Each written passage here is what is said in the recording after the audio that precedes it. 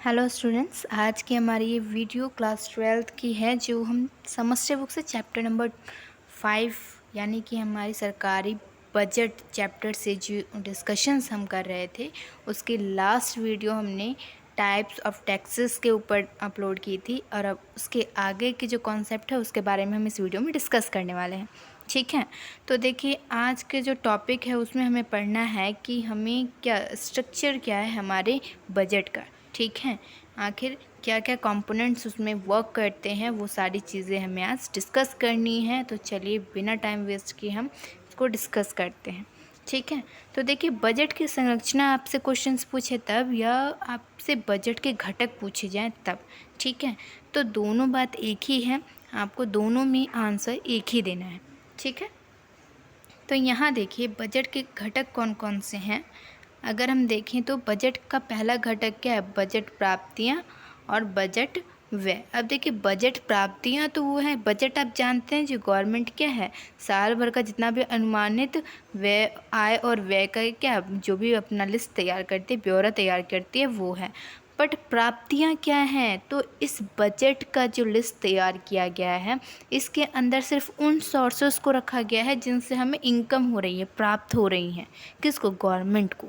ठीक है, तो यहाँ पर गवर्नमेंट सिर्फ उन्हीं कंपोनेंट्स को, उसी घटक को लेगी जिनसे उनको इनकम हो रही है, प्राप्त हो रही है। ठीक है, तो यहाँ पर देखिए जिसमें राजस्व प्राप्तियाँ एवं पूंजीगत प्राप्तियों को सम्मिलित किया जाता है।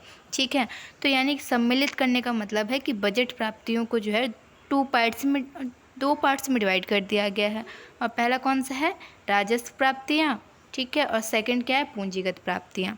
ठीक है, तो आज जो है हम राजस्व प्राप्तियों के बारे में बात करने वाले हैं। ठीक है, पूंजीगत प्राप्तियों की हम नेक्स्ट वीडियो में उसकी डिस्कशन करेंगे। आज जो है हम राजस्व प्राप्तियों को डिस्कस करने वाले हैं। ठीक है, तो देखिए राजस्व प्राप्तियाँ, अब देखिए राजस्व प्राप्तियाँ किसे कहते हैं आखिर। ठीक है, तो राजस्व प्राप्तियाँ क्या है कि इन प्राप्तियों से सरकार की कोई देयता उत्पन्न नहीं होती। देखिए राजस्व प्राप्तियाँ से सिंपल वर्ड समझिए कि राजस्व प्राप्तियाँ यानी हमारे राजस्व को जो प्राप्त हो रहा है, यानी कि हमारे राजस्व को जो इनकम हो रही है वो क्या है, राजस्व प्राप्तियाँ हैं। ठीक है, तो यानी कि अगर राजस्व प्राप्तियाँ आपको डिफ़ाइन करने में मांगा जाए कि चलिए आपको डिफ़ाइन करना है, तब आपको इसकी डेफिनेशन किस तरीके से देनी है कि ये वो प्राप्तियाँ हैं जिनसे क्या है, सरकार की कोई देयता उत्पन्न नहीं होती। देयता उत्पन्न का मतलब है कि उनकी कोई लायबिलिटी नहीं बनती, यानी कि ये ऐसा नहीं है कि अगर सरकार को एक बार प्राप्तियाँ हो जाती हैं, अगर उनको इनकम होती हैं तो वो उनको वापस लौटाना पड़े। ठीक है, यानी कहने का मतलब है कि जो टैक्सेस हम पे करते हैं हमारी गवर्नमेंट को, ऐसा तो नहीं होता है कि वो टैक्सेस हमें दोबारा से गवर्नमेंट हमें वापस कर देती है, नहीं। तो यहाँ हम कहते हैं कि ये सरकार की देयता नहीं है यहाँ पर, यानी कि सरकार हमें इसे वापस नहीं देगी, उसकी कोई देयता उत्पन्न नहीं है, ये उसकी इनकम का सोर्स है, तो वो सिर्फ प्राप्त करेगी, उसमें कोई देयता उसकी नहीं बनती है। ठीक है,